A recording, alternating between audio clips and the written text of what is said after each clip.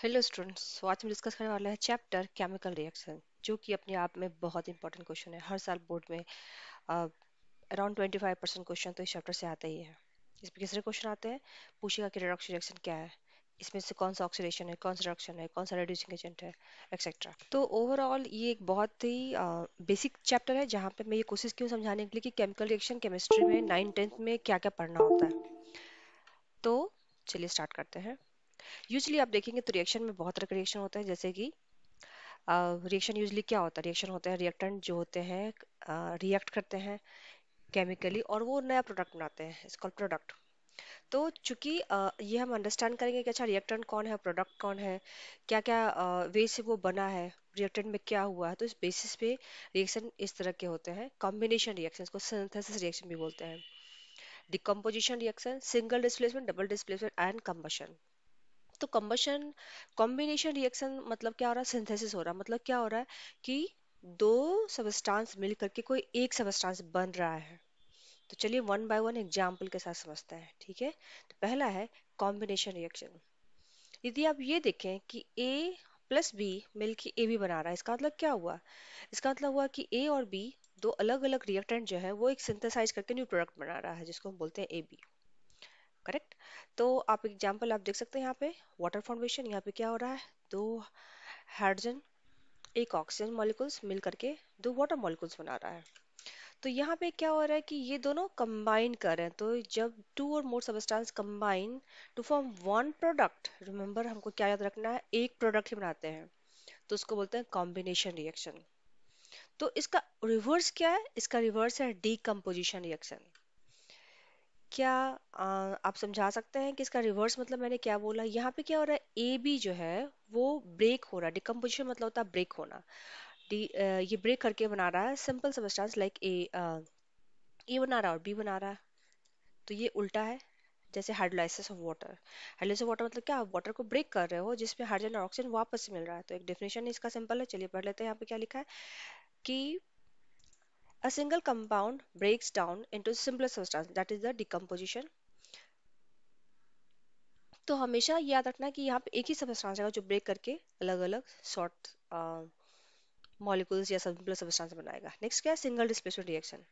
जैसा कि आप नाम से देख रहे हैं, सिंगल डिस्प्लेसमेंट रिएक्शन मतलब क्या, यहाँ पे एक जो है वो दूसरे को रिप्लेस कर रहा है। यूजली क्या होता है कि जो रिएक्टिव मेटल्स होते हैं, यहाँ पे अलग कैटेगरी होता है, more reactive metal, less reactive metal. तो हमें पता है कि जो कॉपर है उसका जिंक यहाँ होता है, रिएक्टिविटी सीरीज में कॉपर यहाँ होता है। तो जिंक जो है वो ज्यादा रिएक्टिव है कॉपर से। तो जब जिंक को हम कॉपर सल्फेट में डालेंगे सॉल्यूशन में, तो क्या करेगा, ये जिंक को बोलेगा, "ए, जाओ यहाँ से ना।" वो ज्यादा स्ट्रॉन्गर है तो इसको रिप्लेस कर देगा और क्या बनेगा, जिंक सल्फेट और कॉपर बन जाएगा। तो इस डिस्प्लेसमेंट रिएक्शन में क्या होता है, हेयर से सिंगल मतलब एक, one element replaces another in a compound. Example clear है। अब एक और डिस्प्लेसमेंट होता है, इसको बोलते हैं डबल डिस्प्लेसमेंट। तो डबल डिस्प्लेसमेंट में क्या होता है, डबल डिस्प्लेसमेंट में क्या होता है, दो डिस्प्लेसमेंट हो रहा है। मतलब a ion in the two compound exchange places, ठीक है। जैसे कि एग्जांपल से समझते हैं, sodium chloride when we put in the silver nitrate, तो यहाँ पे क्या हो रहा है, ये रिएक्टिव मेटल इसको पुश कर दिया और ये बन गया NaNO3। अब ये जो Ag है ये कंबाइन करके बन गया AgCl, तो ये एक्सचेंज किए हैं प्लेस और ये नया नया सबस्टांस। तो यहाँ पे क्या हो रहा है, दोनों एक दूसरे को एक्सचेंज कर रहे हैं, यहाँ दो डबल डिस्प्लेसमेंट हो गया है। प्रीवियस क्वेश्चन में हम क्या देखे कि सिर्फ एक ही डिस्प्लेसमेंट हुआ है, मतलब जिंक जो है कॉपर सल्फर बन गया है, ठीक है, बाकी जो है वो अलग है। यहाँ पे क्या हमेशा आपको दो आयनिक कंपाउंड रहेगा जो कि एक्सचेंज करेगा। नेक्स्ट आते हैं कंबशन रिएक्शंस पे। कंबशन तो बहुत सिंपल है, हम बहुत सालों से इसको पढ़ रहे हैं, 7th 8th 9th 10th। तो जनरली क्या होता है, कंबशन हमेशा याद रखना कि काइंड ऑफ बर्निंग होता है इन प्रेजेंस ऑफ ऑक्सीजन, जहाँ पे एनर्जी रिलीज होती है। तो ऑब्वियसली जब किसी को हम बर्न करते हैं तो CO2 निकलता है और वाटर वेपर निकलता है। एग्जाम्पल देखते हैं, methane when it is burn in presence of oxygen, carbon dioxide और वाटर, ठीक है। अब कंबशन दो तरह के होते हैं, जो कि अलग स्टोरी है, इनकम्प्लीट एंड कंप्लीट। ओके। सो यदि आपको एक्स्ट्रा जानना है तो हम ये भी समझ सकते हैं कि कंबशन जो होता है वो होते हैं दो तरह के, कंप्लीट कंबशन नाम से ही लग रहा है, और एक होता है इनकम्प्लीट कंबशन। ओके। तो कंप्लीट कंबशन क्या होता है, जहाँ पे एक सबस्टांस पूरी तरह से बर्न हो गया और CO2 मिल गया है। ये तब होता है जब ऑक्सीजन एम्पल अमाउंट में होता है। इनकम्प्लीट कंबशन तब होता है जब ऑक्सीजन की सप्लाई बहुत कम होता है, बहुत ही लिमिटेड होता है। तो यहाँ प्रोडक्ट बनता है कार्बन मोनोऑक्साइड और यहाँ बनता है CO2। तो ये थोड़ा डिफरेंस है। तो कंबशन क्या है? जब भी कोई पूछे कंबशन क्या है तो ये एक बर्निंग है इन प्रेजेंस ऑफ ऑक्सीजन। अब कंबशन का बहुत सारे एग्जांपल, जैसे कि रेस्पिरेशन भी काइंड ऑफ कंबशन है। ये थोड़ा बायोलॉजी हो गया बट हमें तो पढ़ना ही है तो हम जान लेते हैं। रेस्पिरेशन कंबशन क्यों है? क्योंकि यहाँ पे जो होता है ग्लूकोज C6H12O6, ये ब्रेक होता है इन प्रेजेंस ऑफ ऑक्सीजन और ये बनाता है CO2 एंड वाटर। ठीक है, इसको बैलेंस कर लेते हैं। Plus 6 oxygen. तो चूंकि बर्निंग है, ये ग्लूकोज का जो मॉलिक्यूलर कारण कारण वो ब्रेक हो रहा है और CO2 रिलीज हो रहा है, एनर्जी रिलीज हो रहा है, तो एक कंबशन एग्जांपल होता है। नेक्स्ट देखते हैं, ये काफी इंपॉर्टेंट है दूसरा, ऑक्सीडेशन एंड रिडक्शन। तो एक सिंपल डेफिनेशन है आपके बुक में लिखा हुआ कि ऑक्सीडेशन क्या है भैया? ऑक्सीडेशन है गेन ऑफ ऑक्सीजन और लॉस ऑफ हाइड्रोजन। क्योंकि हमेशा हाइड्रोजन और ऑक्सीजन दोनों प्रेजेंट तो नहीं होंगे। यदि ऑक्सीजन प्रेजेंट है तो आप ये बोल सकते हैं अच्छा ऑक्सीजन गेन हुआ है तो ऑक्सीडेशन है।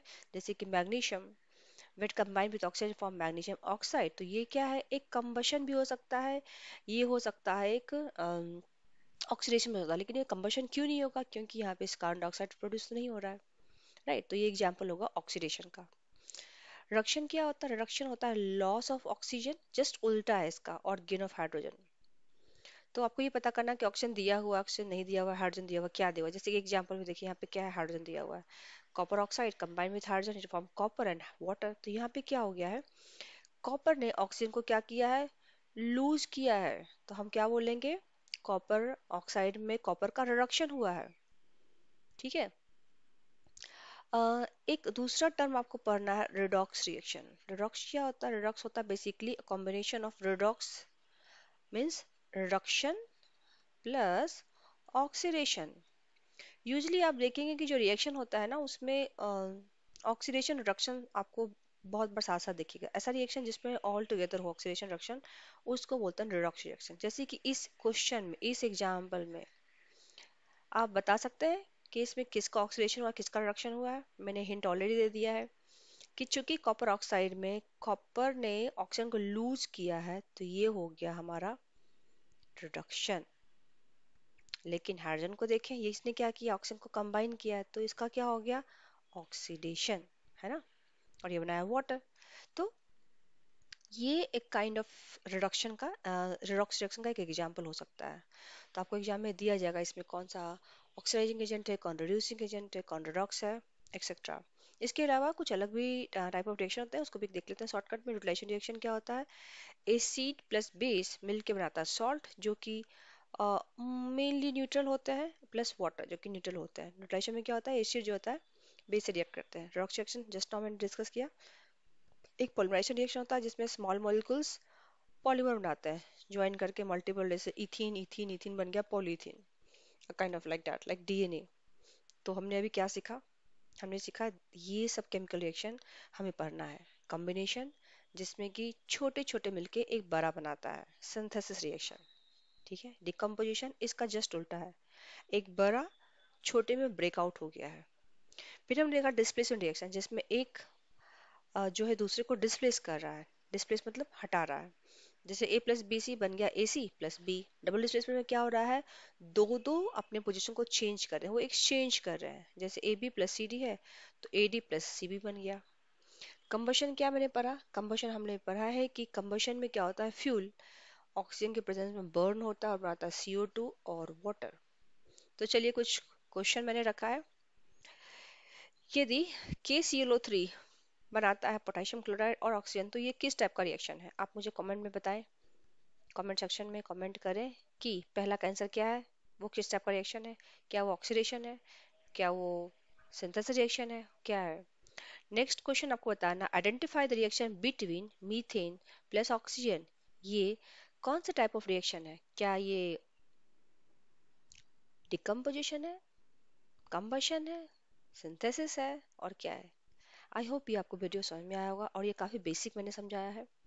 कमेंट में बताएं कि और आपको क्या डिफिकल्टी हो रहा है, तो मैं उसका एक सेपरेट वीडियो बनाऊंगी इस टॉपिक पे।